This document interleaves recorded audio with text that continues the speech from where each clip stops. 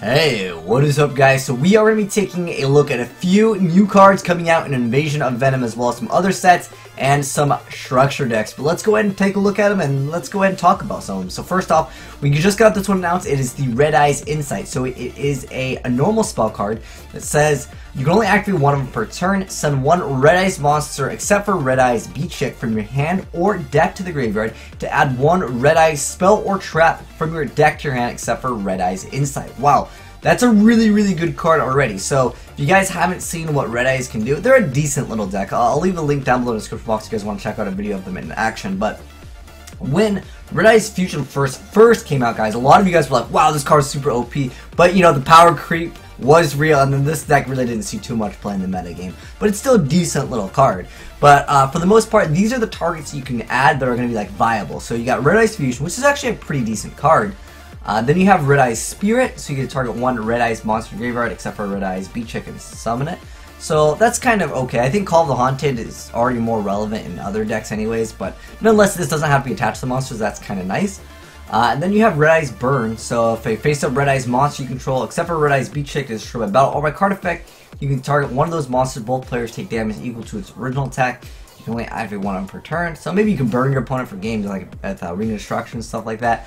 And then we have Return of Red Eyes, which is the more relevant target. So as long as you control a Red Eyes monster except for Beat Chick, you target one of the normal monsters in your graveyard and special summon it. And it doesn't have to be a Red Eyes monster, but I assume it's going to be because you're sending one Red Eyes monster to the graveyard, so you can get it back. That's kind of nice to have. And then also there's Red Eyes Transformation, which I think a lot of people forgot about, that there is that card, which is a really good card, Lord of the Red.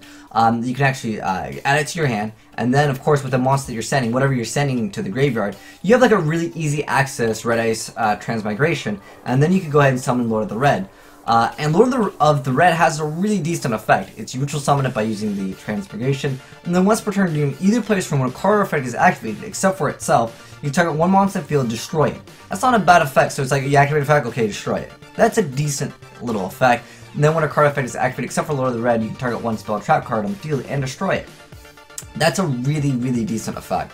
Not like, you know, game breaking, he only has 2400 attack, but I still think it's decent, and it does support some of the stuff that I think a lot of fans really like. They like the Red Eyes stuff. So there might be more support coming out for Red Eyes in the future, but who knows? I think it's a pretty decent card. There's also another card that is coming out in Invasion of Venom that we haven't talked about, which is the Great All Slime Jr. So Great Alls and Kaijus, they're kind of splashed into other decks, but now maybe you can make a Great All Kaiju deck that's relatively better now, since we have the addition with Great All Slime Jr. So it's level 2, it's got 0 attack and 2000 defense. When this card is normal summon, you get to target one of your Great All monsters in your graveyard, special summon that monster, and then you can special summon one Aqua type monster from the of the same level from your hand. You cannot special summon monsters for the rest of the turn except for water monsters. When this card is destroyed by battle to the graveyard, you can special one Great All monster from your deck. Hey, that's not a bad effect. It has a decent effect to, you know, float into something else, and it has a decent normal summon. So I think the card is really good. It doesn't like negate the effects or anything of the monster that you bring out too. So I think it's definitely a decent card. By any means, it's not the most meta, but it's still a little bit one of those slower cards, because you have to have a Great All in your graveyard, and then you have to use cards out of your hand. So it's a hefty investment technically. If you're summoning this from the hand, then you're summoning like another one from the graveyard, because you would already have to have wasted several turns at that point, usually in this game. And then you're investing another card in your hand, and then you synchro summon into something, or you exceed into something, and it gets warning. You're losing a lot of value out of it, and I feel like that's the main problem that Great Alls have. They're too slow, and you just have to use too many cards to like do anything. Like, they're a very passive deck, I would say. They can't play very aggressive and be successful against some of the metagame today. There's also another cool card called Silent Paladin, which we haven't talked about. So it's Silent Paladin, or Silent Magical Swordsman.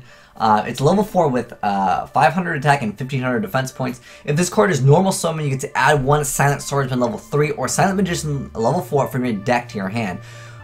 Second effect is only once while this card is faced up on the field, when only one monster you control is targeted by a spell, you can negate that activation.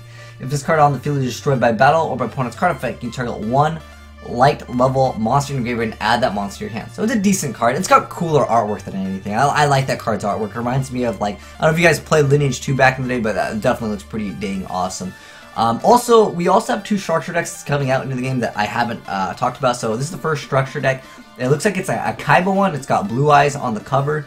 So that'll be kind of cool, I think, for the fans. It's got like La Jinn, the mystical lamp, not the most meta of cards, but again, some people just are collectors, so that'll be definitely cool to add to your collection. There's also another structure deck. I want to say this is like a new structure deck with Yugi and Kaiba. They keep on busting out these like old school fan favorites, so I think that's really cool that they're busting out these for some of the fans and collectors.